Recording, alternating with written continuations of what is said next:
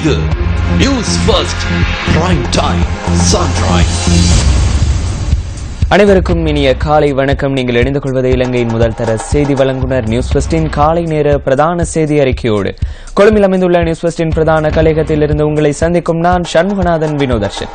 விரிவான செய்திகளுக்கு செல்லும் முன்னர் முதலில் இன்றைய தலைப்புச் செய்திகள். சாலாவ ராணுவ முகாமில் ஏற்பட்ட வெடிப்பு காரணமாக சேதமடைந்த வீடுகளின் சேத விவரங்களை ஆராயும் நடவடிக்கைகள் நிறைவு. புலத் சிங்கள பிரதேசத்தில் தனியார் வகுப்பொன்றில் கல்வி கற்றுக் கொண்டிருந்த பாடசாலை மாணவன் ஒருவன் மர்மமாக உயிரிழப்பு.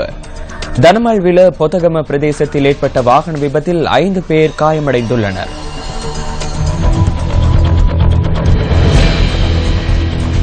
இனி விரிவான செய்திகள். சாலாவ ராணுவ முகாமில் ஏற்பட்ட வெடிப்பு காரணமாக சேதமடைந்த வீடுகளின் சேத விவரங்களை ஆராயும் நடவடிக்கைகள் நிறைவடைந்துள்ளதாக வீடமைப்பு அதிகார சபை தெரிவித்துள்ளது. சேதமடைந்த வீடுகளை மீள் நிர்மாணிக்கும் பணிகள் முன்னெடுக்கப்பட்டுள்ளதாகவும் அதன் செயலாளர் தெரிவித்துள்ளார்.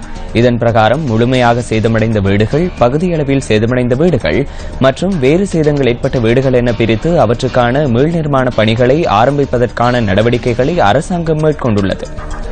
ராணுவத்தினரின் ஒத்துழைப்போடு அநேகமான மீள் நிர்மாண பணிகள் நிறைவடைந்துள்ளதுடன் மேலும் பல வீடுகளுக்கான வேலைத்திட்டங்களும் மேற்கொள்ளப்பட்டு வருகின்றன. புலத் சிங்கள பிரதேசத்தில் தனியார் வகுப்பொன்றில் கல்வி கற்றுக் கொண்டிருந்த பாடசாலை மாணவன் ஒருவன் மர்மமாக உயிரிழந்துள்ளான்.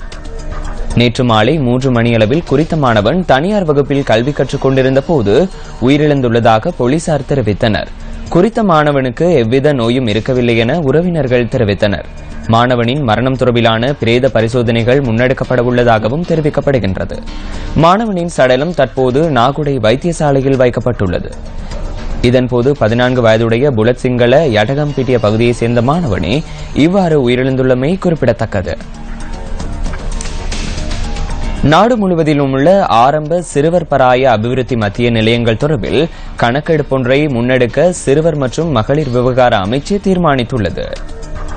உலக வங்கியின் நிதி உதவியில் நாடு முழுவதிலும் உள்ள ஆரம்ப சிறுவர் பராய அபிவிருத்தி மத்திய நிலையங்கள் தொடர்பில் ஆராய்வதற்கு தீர்மானித்துள்ளதாக சிறுவர் மற்றும் மகளிர் விவகார அமைச்சு மேலும் தெரிவித்துள்ளது. இதன் அடிப்படையில் நாட்டில் ஆரம்ப சிறுவர் பராய மத்திய நிலையங்களில் எத்தனை சிறுவர்கள் கல்வி கற்கின்றனர் மற்றும் ஆசிரியர்களின் தகமைகள் தொடர்பில் ஆராயப்பட உள்ளதாக அமைச்சு தெரிவித்துள்ளது. ஆரம்ப சிறுவர் பராய மத்திய நிலையங்களில் எத்தனை சிறுவர்கள் முன்பள்ளி கல்வியினை பெற்றுக் கொள்வதில்லை என்பது தொடர்பிலும் ஆராயப்பட உள்ளது.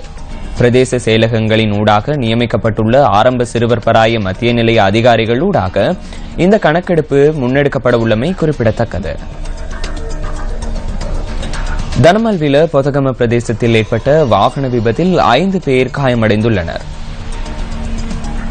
நேற்று மாலை வேன் ஒன்றும் லோரி ஒன்றும் நேருக்கு நேர் மோதியதிலேயே குறித்த விபத்து இடம்பெற்றுள்ளது. குறித்த வேனில் 2 பெண்கள் பயணித்துள்ளதாக போலீசார் தெரிவித்தனர். 2 வாகனங்களும் அதிக வேகமாக பயணித்துள்ளமையினாலேயே இந்த விபத்து இடம்பெற்றுள்ளதாகவும் போலீசார் மேலும் தெரிவித்தனர். காயமடைந்தவர்கள் தனமல்வில வைத்தியசாலையில் அனுமதிக்கப்பட்டுள்ளதுடன் அதில் ஒருவர் ஹம்பாந்தோட்டை வைத்தியசாலைக்கு மாற்றப்பட்டுள்ளார். காயமடைந்தவர்களில் 3 நிலை கவலைக்கிடமாக உள்ளதாக வைத்தியசாலை வட்டாரங்கள் தெரிவிக்கின்றன. பாதுகாப்பு பட்டியுடனான விசேட முச்சக்கர வண்டியை தயாரித்துள்ளதாக வீதி பாதுகாப்பு தொடர்பான தேசிய சபை தெரிவித்துள்ளது. முச்சக்கர வண்டிகளில் ஏற்படும் விபத்துகள் மற்றும் அதன் விளைவுகளை கருத்தில் கொள்ளும் போது விபத்துக்குள்ளாகும் சந்தர்ப்பத்தில் முச்சக்கர வண்டியினுள் உள்ள நபர் தூக்கி வீசப்படுவதுடன் இது இவர்களின் உயிருக்கு பாரதூரமான அனர்த்தங்களை ஏற்படுத்துகின்றது.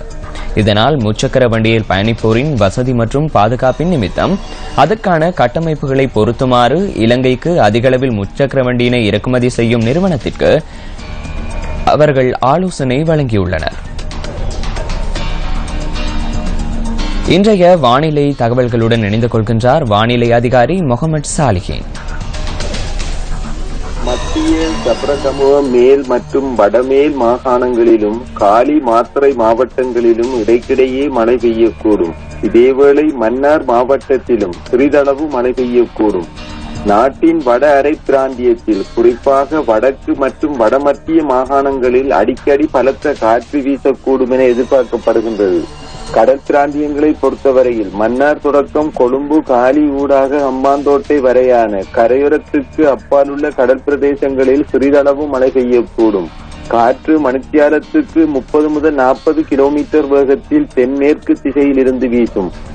புத்தளம் தொடக்கம் மன்னார் காங்கேசன்துறை ஊடாக திருகோணமலை வரையான, அத்துடன் மட்டக்களப்பு தொடக்கம் பொத்துவில் ஊடாக ஹம்மாந்தோட்டை வரையான கடல் பிராந்தியங்களில் காற்றின் வேகமானது அடிக்கடி மணித்தியாலத்துக்கு 60 கிலோமீட்டரிலும் அதிகரித்த வேகத்தில் வீசக்கூடும். இவ்வாறான சந்தர்ப்பங்களில் குறிப்பிட்ட கடல் பிரதேசங்கள் கொந்தளிப்பான நிலையில் காணப்படும். உங்களது வாக்குகளினால் தெரிவு செய்யப்பட்ட மக்கள் பிரதிநிதிகள் அதன் பிரதிபலனை உங்களுக்கு வழங்கியுள்ளனரா?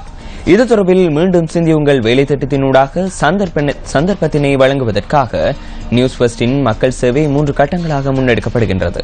இன்றைய நாள் தொடர்பிலான விவரங்களை அறிந்து கொள்வதற்காக தொடர்பினை ஏற்படுத்தியுள்ளோம் எமது அலுவலக செய்தியாளர் மாரிமுத்து யோகராஜுடன்.